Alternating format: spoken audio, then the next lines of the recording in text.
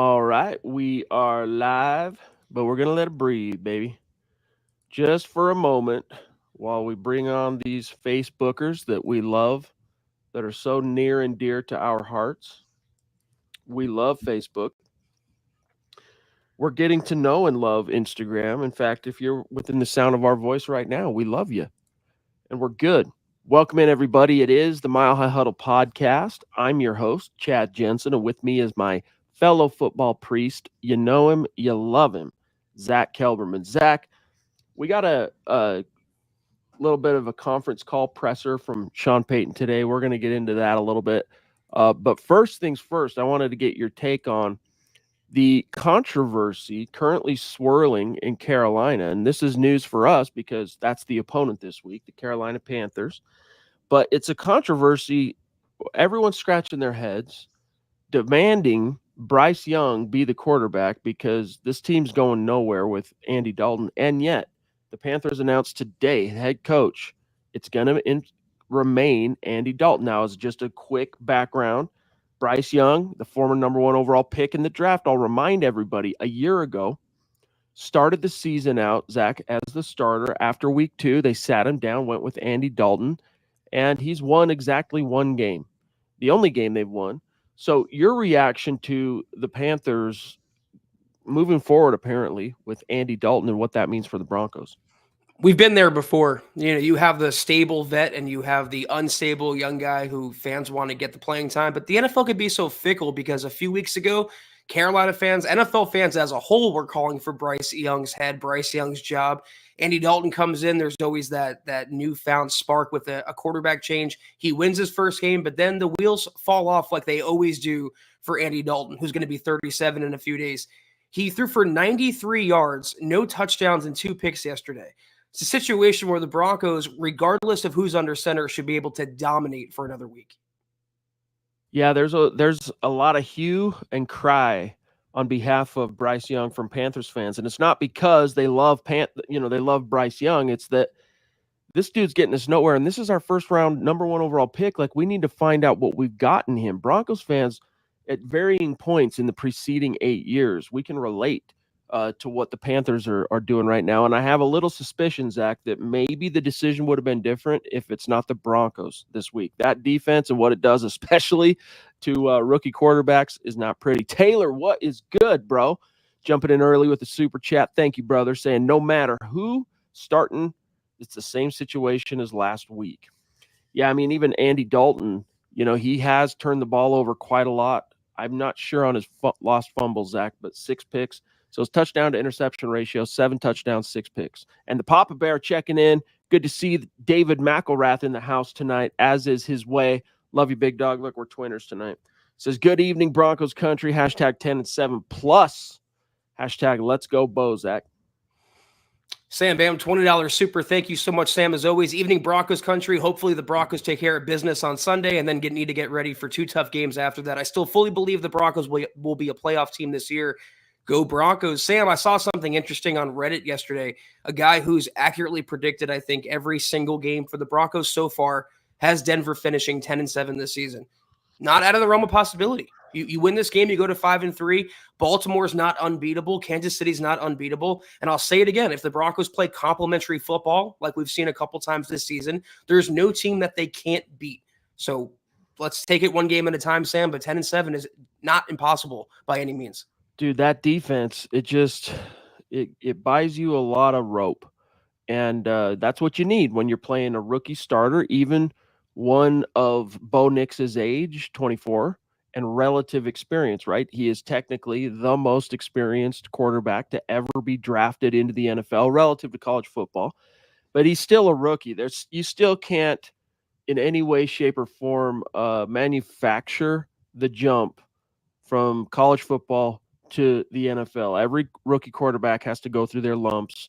Some do it quicker than others. But as Bo Nix continues to take his lumps, Zach, and navigate the trial and error learning curve, he's got that awesome defense to help bail him out here and there. And a running game, if they can continue to keep that running game that we saw just bust open and come alive in New Orleans with Mike McGlinchey returning, anything, and I mean that, anything is possible. Zeus McP checking in again. Always feel fortunate to have Stu in the chat with us. The first face etched on the MHH Super Chat Superstar Mount Rushmore, and he's saying to everybody, hi.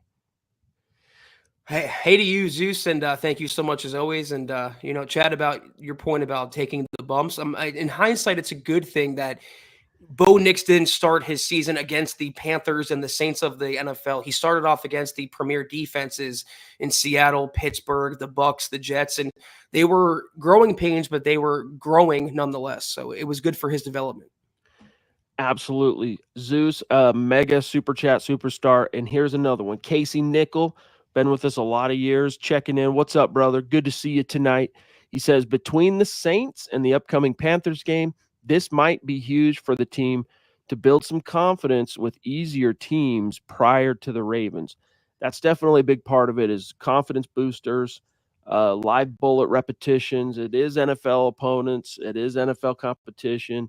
It's that iron, Zach, that sharpens iron, and that should come as a benefit. The bit to Bo Nix and this young roster. The caution, right? The word of caution here is, don't get too big for your britches. This is still the NFL. Any given Sunday, they're 4-3. It's hard to call anything still where you don't know what to expect from this team on a week in, week out basis. Zach, a trap game. Right. But if there is such a thing for a team like this 4-3 Broncos squad, it's this week. That's exactly what I was going to say. They're not good enough to overlook any team. And that was kind of my concern with the Chargers game, Chad. They were peering ahead to the Saints. They can't just assume Carolina's going to roll over and die. They have to go out there for 4 quarters and earn that victory. We also have another legendary mythical Mount Rushmore superstar checking in tonight. We're very fortunate to be blessed by the presence of so many key members of our community. Gary Palmer, good to see you, big dog. He says, good evening, MHH and Broncos Country. One game at a time. We have to win the games we should, and things will come. Go Broncos. And that's an excellent point, Gary. You got to win the games you're kind of supposed to win. Now, the Broncos, off the top of my head, Zach, I'm not sure how many, if any, they've been favored in this year. But we know in our gut, and we talk about it on these podcasts, which games we know they're supposed to win, so to speak. Last week was one of them because of how banged up New Orleans was, even on a short week and even coming off a loss. That was a game you had to win, irregardless of the Sean Payton storylines and all that stuff. This is another one of those. If you win the games you're supposed to win, at least moving forward, you get to 5-3, and then you're facing 2 very stiff opponents. And even if you drop them both, Zach, worst case scenario, you beat Carolina, you lose to Baltimore, you lose to KC, you're still 5-5 in November. You're right, still in the thick of things. Everything is still possible. I think that's what it really boils down to. There's 17 games in a season. If you want to make the playoffs and sneak in as a wild card, you have to take care of the teams on your schedule you're supposed to beat, to your point, Gary, and also steal a few games you're not supposed to win, similar to what the Broncos did last season against Buffalo, Kansas City, etc. So they're right in the thick of things right now. They should have beaten the Saints. They did. They should beat the Panthers. We'll see what happens going forward to that tough stretch with Baltimore and KC.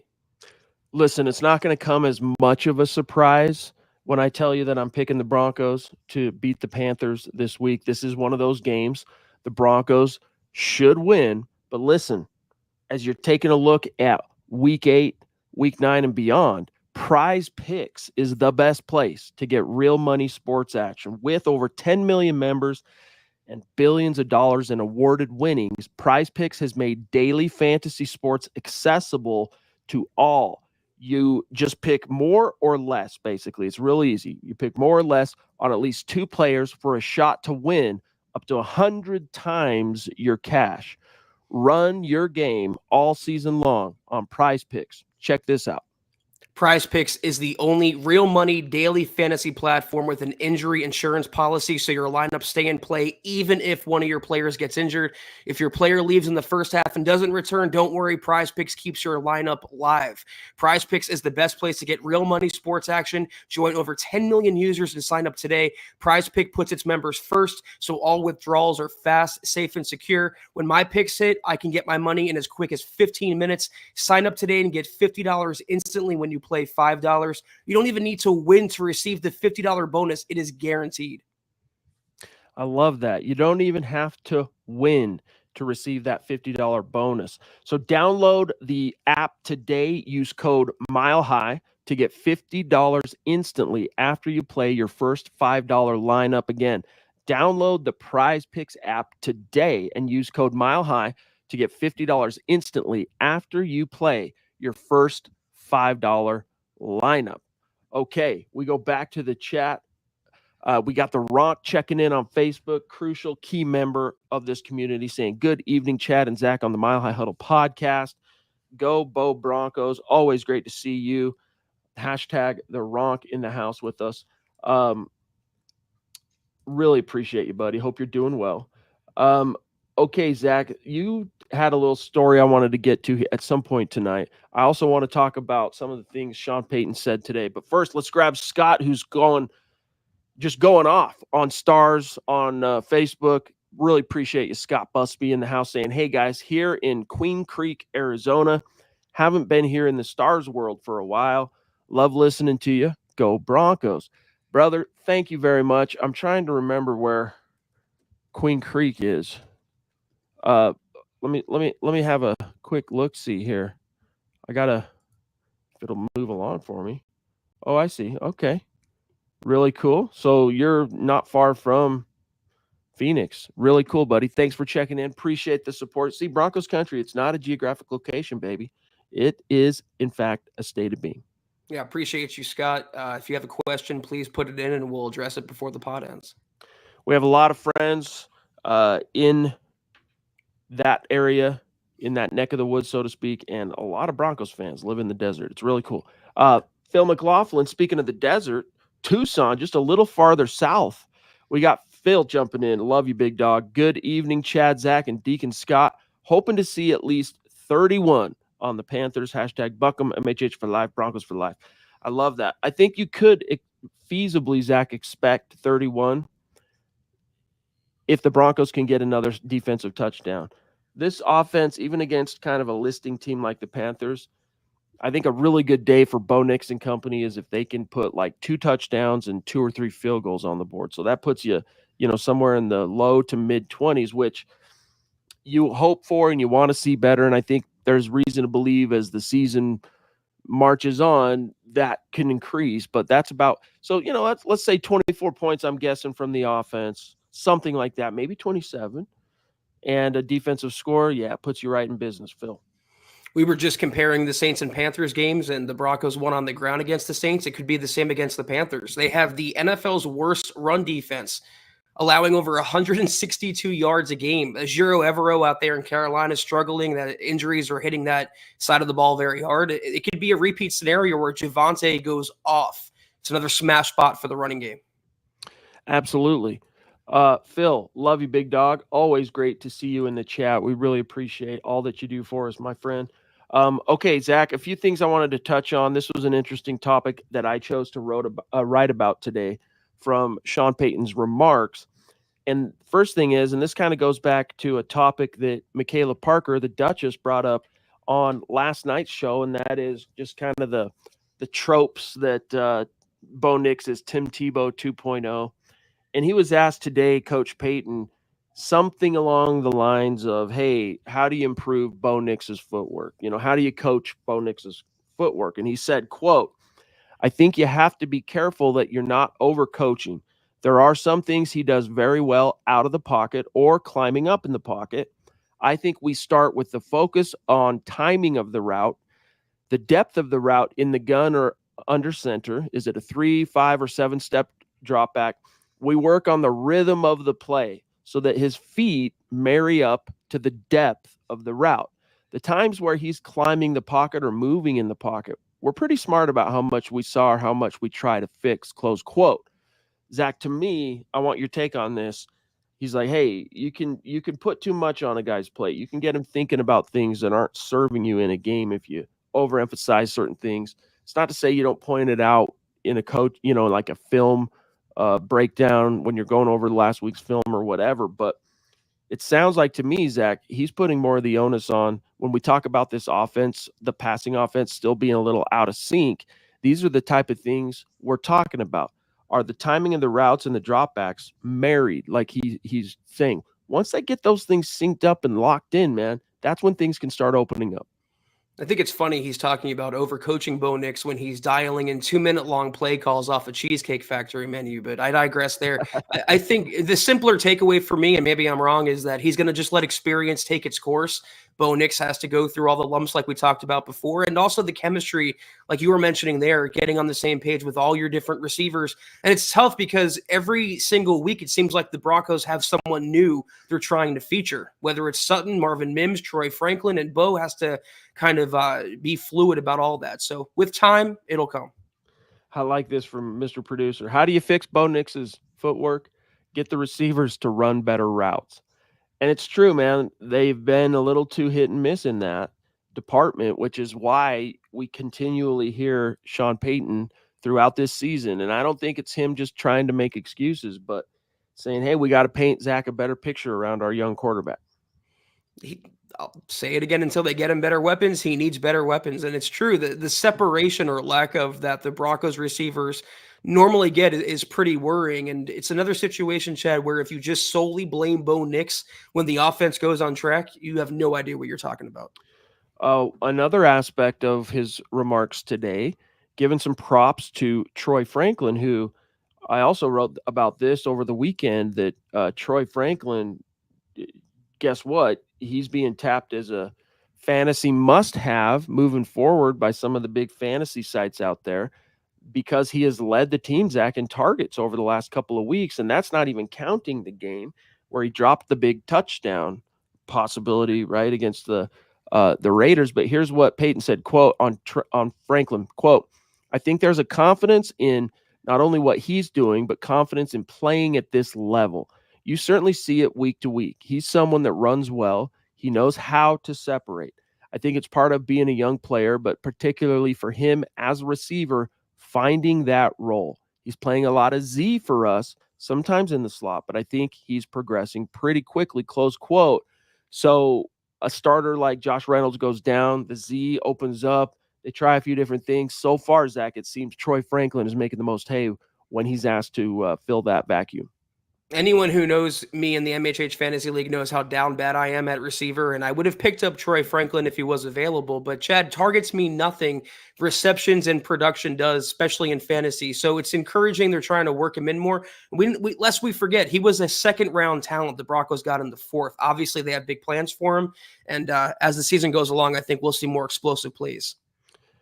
Speaking of wide receivers, this is a bummer. The Ronk checking in to say the San Francisco 49ers lost wide receiver Brandon Ayuk for the rest of the NFL season after suffering an ACL, MCL tear in his right knee. Yeah, that's a huge bummer for the Niners. This is looking like it's shaping up, Zack, to be one of those down years for Kyle Shanahan's Niners. Some bad luck in the injury department, and it's especially poignant, hurts after all the offseason drama and the extension, all that stuff. It's trade rumors, and now he's not even going to be there to help you this year. That's why players hold out for guaranteed money for situations exactly like this. So at least he got his. But the Niners are just snake bitten right now. Deebo Samuel's in the hospital for pneumonia. McCaffrey has Achilles tendonitis. George Kittle has a foot injury. I think the window is closed out there in San Francisco, Chad. Phil jumping in to say it's pretty fun watching the Bucs defense handling the Ravens offense. It gives me hope. Yeah, there's something just slightly, we talk about the Broncos passing attack being out of sync. Something just seems off about the Baltimore Ravens offense this year, Zack. And I don't know, maybe I'm getting too big for my britches, but hopefully that's something that the Broncos can find a way to exploit when their matchup rolls around. Yeah, and don't forget the Broncos offense took it to the Bucs defense in their matchup. But, there's causation isn't always correlation or whatever. Any given Sunday, like you were talking about earlier, I think the change you're noticing in Baltimore, though, Chad, is Lamar had a dominant running back in the backfield. And Derrick Henry has kind of transformed that offense. They're still putting up a lot of points and a lot of yards. And it's going to be a tough test for that Denver defense. True. Guys, got to bring your attention to something really, really cool. This episode is also in part brought to you by Manscaped, which is, of course, a longtime friend of this show and the global leader in men's lifestyle and grooming. Every man knows the unbeatable feeling of a fresh barbershop shave like you see on your boy right here. Now, what if I told you that you no longer have to wait weeks or even months between appointments to experience it? Introducing Manscaped's newest innovation, the Chairman Pro Electric Foil Shaver, the game-changing tool that brings the luxury of a professional shave right into your home. Whether you're after that daily silky smoothie finish or prefer to maintain a rugged 5 o'clock shadow, the Chairman Pro Electric Foil Shaver is your go-to for precision and style every time. Head over to manscaped.com and join the over 11 million men worldwide who trust Manscaped by using code HUDDLE for 20% off and free shipping. Amen to that. The Rock says, I have a Bo Nix 2024 rookie card. That's really cool. Zach, when you were a young warthog, did you collect cards, trading cards? Yeah, actually, I collected baseball and football cards, and then in my nerdier stages, Chad, I collected Pokemon cards. Oh, well, yeah, you're of that generation. Yeah. That was just a little bit young for you and I. We're separated by about a half a generation. Yeah. And I barely missed that. My brothers were way into that thing, but I collected the heck out of baseball, football, and basketball cards in the 80s. And then I completely, like, I'm a binge purge guy. Like, I'm really into something Until you're not. dates back to when I'm a little kid. And then I'll burn out on it and move on to something else. And the things that I don't burn out on, those are the things I'll binge, and they just never leave me. And that's something that's with me for life. But trading cards, I binged and then I ended up purging it and almost completely forgot about this vast collection I had. Till one day, I'm back home, I'm visiting the folks and my brother, and I'm like, I walk into his room and I see this big war chest of dearly collected cards that from yours truly chilling in his room. And I'm like, oh yeah, you can have them. I bequeathed the entire collection to him because he was like maybe even into it more than I was. Yeah, it's a huge market nowadays too. I mean, a lot of people are collecting. There's websites and forums devoted to it, so it's not that abnormal even nowadays. I like collecting. Phil's saying he lost sound. I hope that's not the case on Facebook. Hopefully that's just a individual problem. Maybe just refresh it or something, my friend, because I think we're good. Yeah, I'm seeing from Roy saying I'm good, Phil. So that's a bummer. Okay. Let me see. Yeah, thanks, Scott. All right, Zach, back to today. Before I get into, I wanted to ask you about your article today. Yeah. I just wanted to also touch on what he said about getting Mike McGlinchey back. We're not big believers in coincidence on this show, and it just so happened that in his return, the Denver Broncos just had the best rushing day of the season so far. And here's what Peyton said about McGlinchey, quote, from the beginning, I think that was the game that was circled for him to return. It's hard to be exact with that. It's hard to know exactly for sure, but it was the goal date with his initial injury. I'm proud of how he rehabbed. It was a lot of quiet hours before it gets really noisy. And what I mean is a lot of lonely times in the training room where he's working to strengthen the knee. He was able to do that, and it's a credit to him. So as you guys know, when a player gets put on injured reserve, short-term IR, it's a 4-week minimum that they are required to miss per the new NFL rules. But sometimes, Zach, it might be 5 weeks they need. They might need 6 weeks. In this case, they timed it right. Their goal was week 7. Saints, they got him back just in time, activated him, in fact, if memory serves, day of. And it wasn't an entirely easy matchup. The Saints front seven is still pretty imposing, and McGlinchey definitely held his own. I was thinking about it earlier. I give a lot of credit to Sean Payton, Zach Strief for all of this strife they dealt with along the O-line this year. Different starters, different players playing different positions. You really haven't noticed a drop-off, especially at right tackle, whether it be McGlinchey, about Palcho, or Matt Parrott. I saw earlier Garrett Bolles, 5 straight games where he's allowed 2 or fewer pressures and 0 sacks. The entire line is playing, I think, above their pay grade, Chad. This is one of those seasons that if you can continue to actually win, if you can be one of the better teams in the NFL in terms of win-loss, well, and by that I just simply mean, Zach, if you can win more games than you've lost when in the final analysis, this is one of those teams that has a lot of players that are punching above their weight class, and Yeah. Garrett Bolles is one of them. This could be finally his year if the Broncos can continue to win and kind of maintain a winner's profile in the NFL at large, that Garrett Bolles breaks the Pro Bowl ice. Because I'll remind everybody, he earned I want to say it was second team All-Pro on the heels of his 2020 season, but still no Pro Bowl nods. Leroy, what's up, brother? Good to see you on Facebook. He says if they can get that run game going, Zach, consistently, they can beat both the Ravens and the Chiefs, which I agree, easier said than done, especially against the Ravens and the Chiefs defense. If you can get your running game going like you got it going against New Orleans, you can beat any team in the NFL. And that's not because I cover the Broncos. It's not hyperbole. I truly believe that when you play complementary football and let Bo be the secondary piece, be the auxiliary piece, be the cherry on top as opposed to the main course of the offense, you can beat a lot of teams. And we'll see this week if it was a flash in the pan for Javante against New Orleans, or if you can keep it going against a horrible Carolina defense. Now, Zach, last night we talked quite a lot about some of the new rumors involving Alvin Kamara, and possibly if he's going to be traded, if the Saints make a decision to move some personnel pieces. Broncos are probably going to be the first team they call. Should they? Will they? All that stuff. But part of that calculus, if you're the Broncos, is your read on your current RB1. And Javante Williams had the best game of his fourth season, 80 some odd yards, his first touchdown of the season, ended up getting two of them against the Saints. And Sean Payton did a little talking about Pookie, has done anyway, since the Saints game. You had that story, dude, if you want to break it down. Yeah, basically, I'll paraphrase.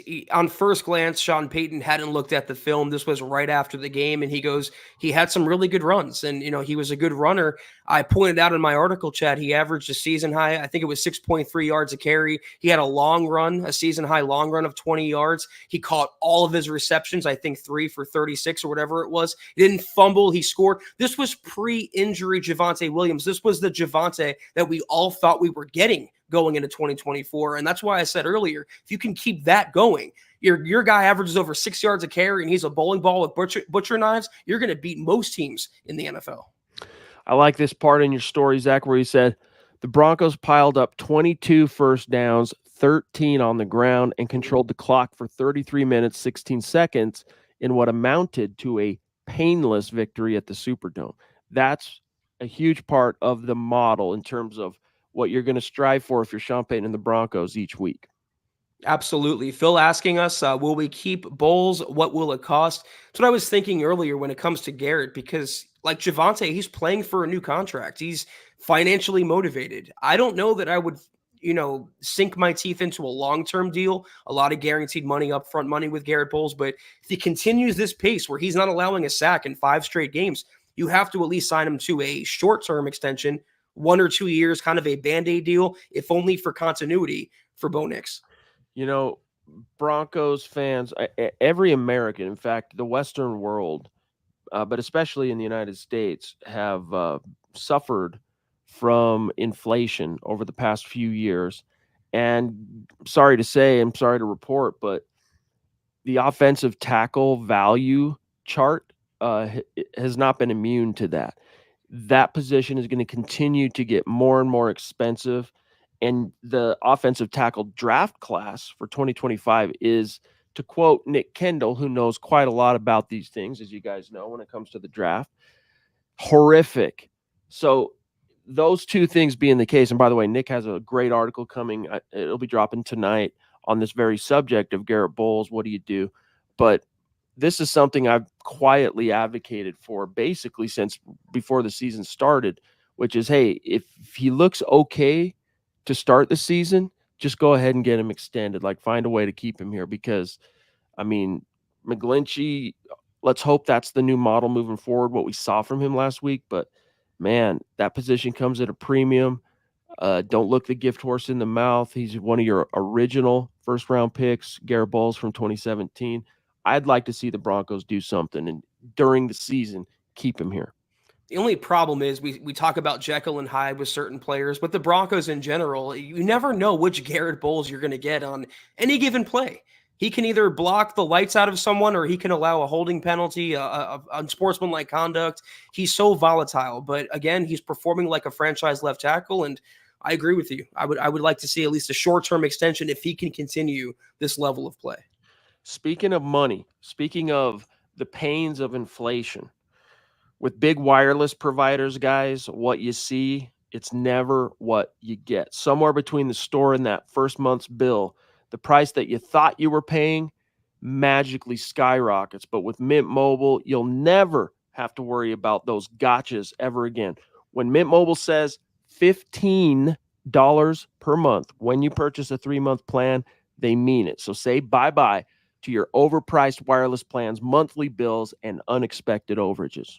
To get this new customer offer and your new 3-month premium wireless plan for just $15 a month, go to mintmobile.com/huddle. That's mintmobile.com/huddle. Cut your wireless bill to $15 a month at mintmobile.com/huddle.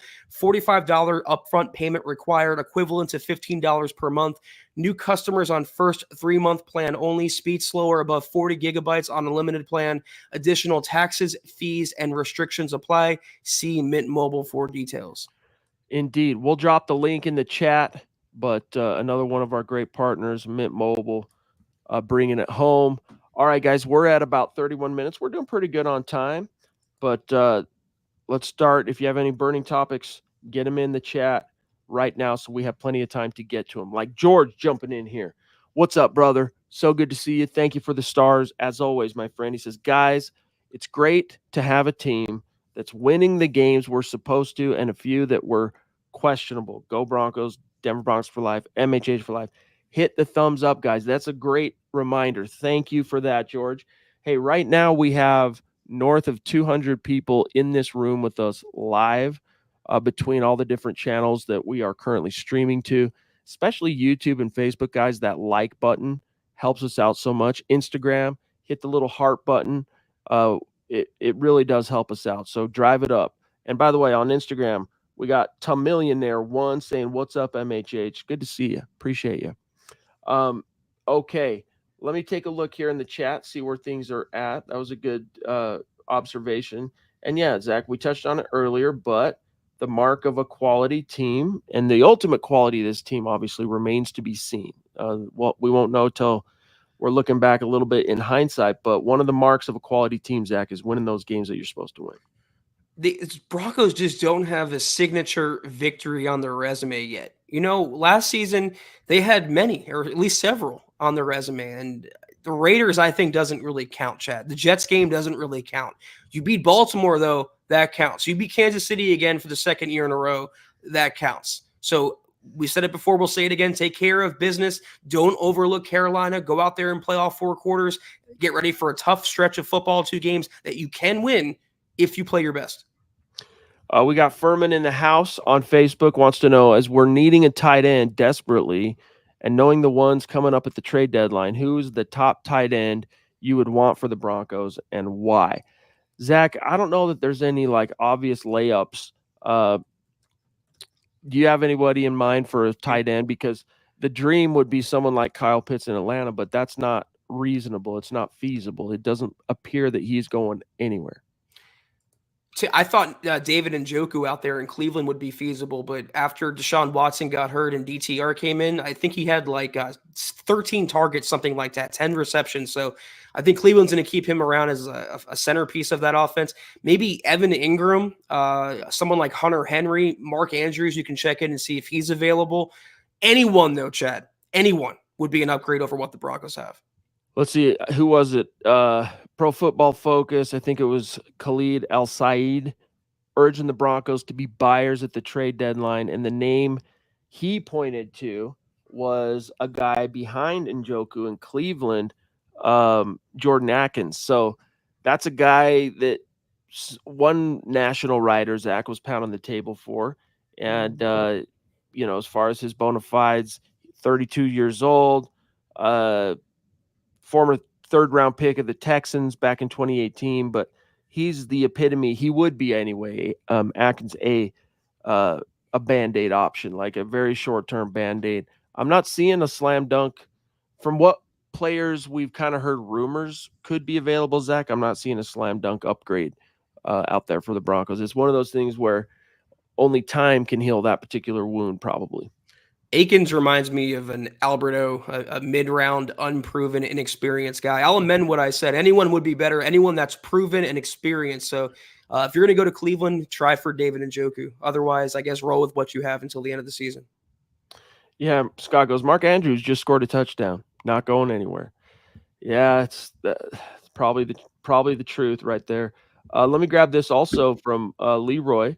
Now, this is one of those mercurial topics, the Joker role in a Sean Payton offense. But he says, does Leroy, I really think Jaleel McLaughlin, the running back, has the potential to be Sean Payton's Joker if he can take the hits and be better at picking up the blitzes. That last one is a big part of staying on the field in third down and obvious, passing situations, Zach, being trusted. I'm not sure he'll ever have the wherewithal to be able to actually pick up blitzes. I mean, unless it's a DB coming in off the edge or something. But what are your thoughts about Jaleel? Not necessarily, I mean, if you have an insight on Joker, but just his role in this offense. He's more of a Darren Sproles type role as a pure third down pass catcher, scat back type. You're right. I don't think he's built to take the hits, and however you can use him just as a unicorn or, an athlete on your offense. Doesn't really have one position that can help you catching passes or running the ball. Ian, we'll get your if we get time, we'll get Ian's question. But String Guy, if we cut Bolles, who could we draft to replace him? So we're not cutting him. He's not getting cut. But if you get to the end of this season and you don't bring him back, you don't re-sign him, he will be a free agent. He's in a contract year.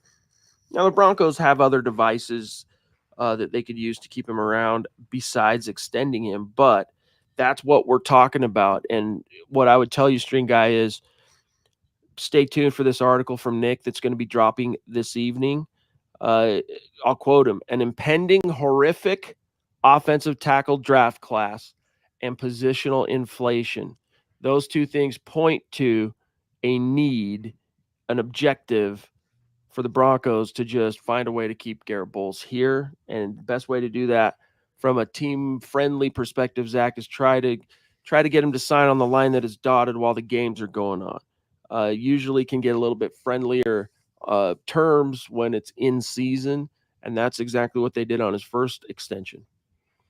I don't know exactly who they can draft to replace him with at this moment, but it would be a step up to draft anyone to replace Garrett Bolles because they haven't drafted a tackle since Garrett Bolles. You can move McGlinchey to left tackle. I wouldn't recommend that. You can maybe move Palcho to left tackle. That might be an experiment if you want to keep McGlinchey at right tackle. But regardless, if you keep Bolles, you get rid of Bolles, you have to have a succession plan for 2025 and beyond. So think about this. Right now, everyone's going, man, if things continue to trend the way it's trending, Broncos need to use their first-round pick on some wide receiver help or some skill position help at the very least for Bo Nix. Well, if you let Garrett Bolles walk, all of a sudden you got to use that pick on a tackle if you can, in all probability.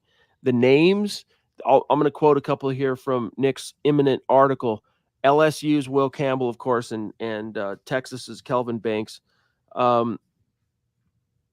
They're viewed a little bit like they probably should be guards instead of tackles, but a few names that he says are emerging, let's keep an eye on. Cameron Williams from Texas, West Virginia's Wyatt Millam. There's a few names in here. So stay tuned for that article, and that might answer some of those questions in terms of what the options are in the draft next year, String Guy.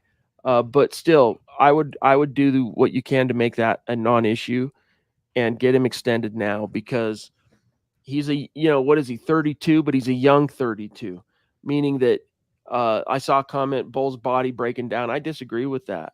Bolles has actually, with the exception of 2022, done one of the strengths that he's brought to the table, Zach, is his availability.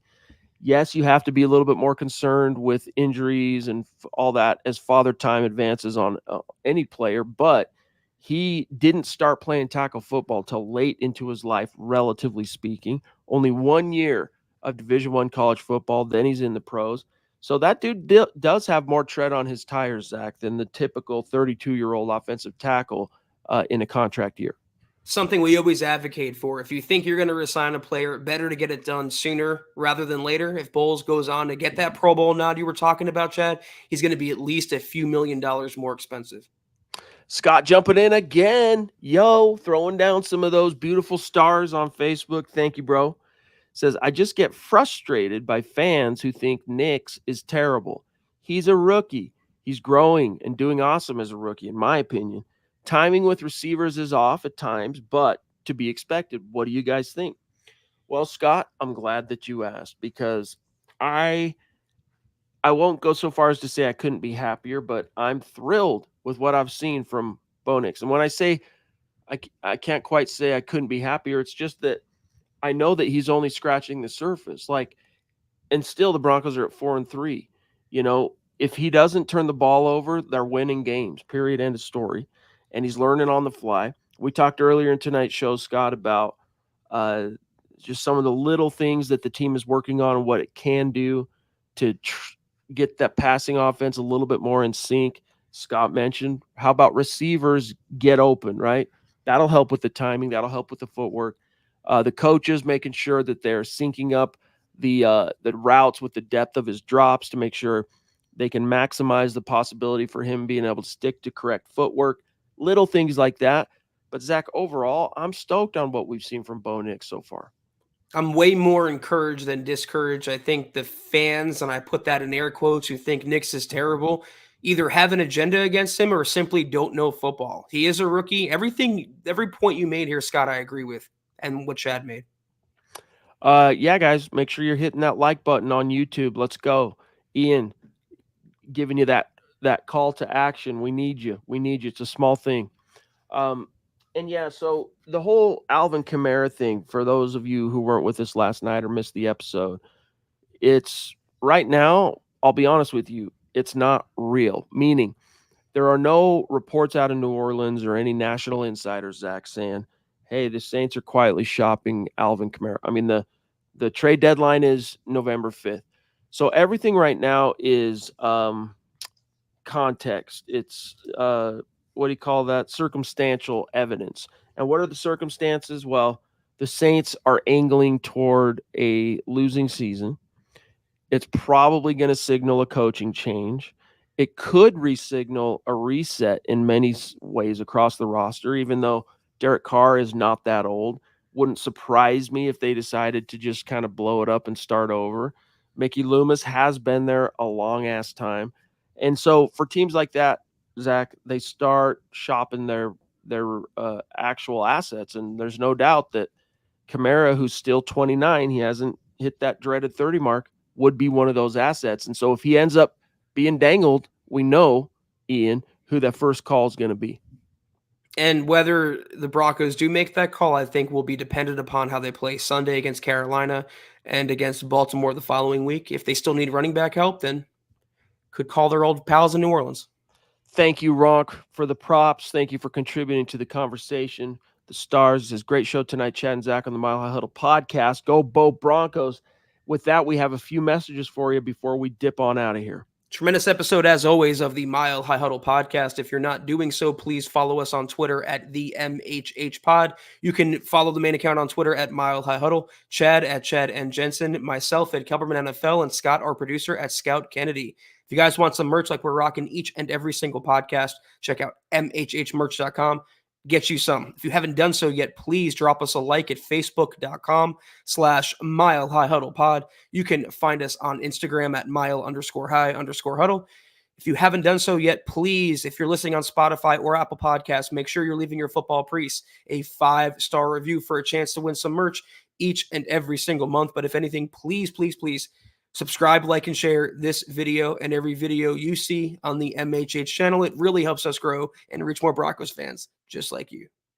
That's right. A mile-high salute and a special shout-out to the great Super Chat superstars and supporters helping us keep the lights on tonight, like the Papa Bear, David McElrath, Taylor Christensen, Sam Bam, legend, Zeus, legend, Casey Nickel, legend, GLP, legend, The Ronk, legend, And by the way, the Papa Bear and Taylor, also legendary figures. Scott, good to see you again tonight, my friend.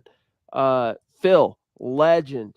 George Fox, legend. Love you guys. Thank you so much.